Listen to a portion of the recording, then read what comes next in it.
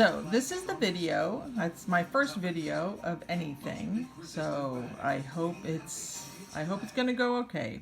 This is my Just Junk Journal Challenge junk journal.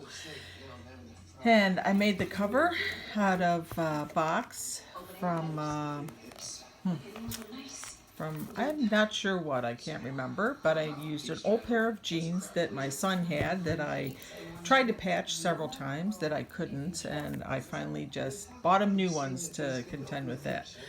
I made the stitching out of the same thread that I sewed my signatures with, and then I made some paper beads to go on the ends of my braided cord that holds my book shut. This is the waistband with the button, and I embroidered some flower on it. These flowers are made out of the pockets. I tea-dyed them, which didn't work out very well. It didn't make them very dark, but I used the pockets, little strips, to make the little roses out of them and just rolled them up. I did some embroidery with my thread. I made a little tassel on the side with some paper beads and some old ribbon from a gift bag that I had, some more of the pocket, and then some more of the jean material. I hung it with one of my bulb pins, I should say. One of my 6 elements that I used throughout the book. I used a twist tie to hold my tassel together, and there you have it. When you open it up, it's all... The first page is an old paper I made a pocket out of. It was my ink paper that I used to distress everything, and then I have a little clothing dye tag for my tag inside. I also have some old postage. Then I used a paper clip here to hold these old, these are pages out of a book that I got rid of. It was a relaxation book, so there you go. I made some envelopes out of those. I also made, this is another paper, old paper that I used for some painted papers. I used that. And then this is a bookmark that I made with some, these are address labels that had an old address on them that I was throwing away, and I used the top of them to put on my bookmark. And there it goes to the floor.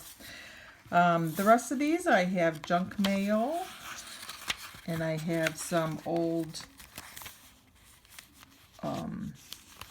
catalogs from Stampin' Up! That I used for my pages. I have some old tea boxes that I used. This is an old, this is from a letter for a credit card application that I got. It has some old paper on the side. I used parchment paper, and I put it over the window, and then I put part of another envelope that had I get a lot of credit card applications, so that had a credit card application in it too. And the back is just some old scraps of tea-dyed grid paper. I have a lot of envelopes. Oh, this is hard to do one-handed. I have an ad here for Joann Fabrics. I have some more pages from my Stampin' Up! Book. I have an old my same painty paper that I used for the first for another tag. Some ads. I used the one stamp, collage stamp that I have. Some envelopes. I used some old, these are out of a rubber stamp sets that I took the stamps out and I put them all together, and I used the papers for just little inserts. I did some little circles out of my painty paper for my tags on the inside of my book. More envelopes and some ads. There was an ad for some pajamas. I have the Sierra envelope and my one stamp that I used. This was from my Joann Fabrics ad. This is from an envelope. I made a little coin-sized envelope for that with my calendar page. I have more little tags in here with my Stampin' Up book. I bought a tiny little sewing machine to use. It was a markdown sewing machine from Walmart that I bought to use for my journaling, so it was the first time I got to use that. I used black thread to sew my zigzag and my straight stitch. This is from a card from a washi tape that I took the washi tape out and I saved the back of the card so that I could use that in it. And then these are little pages from the same book that I got rid of. And there's many pockets right here for the folded ones.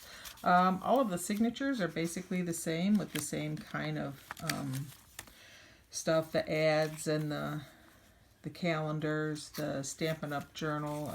I stamped on some of the stuff.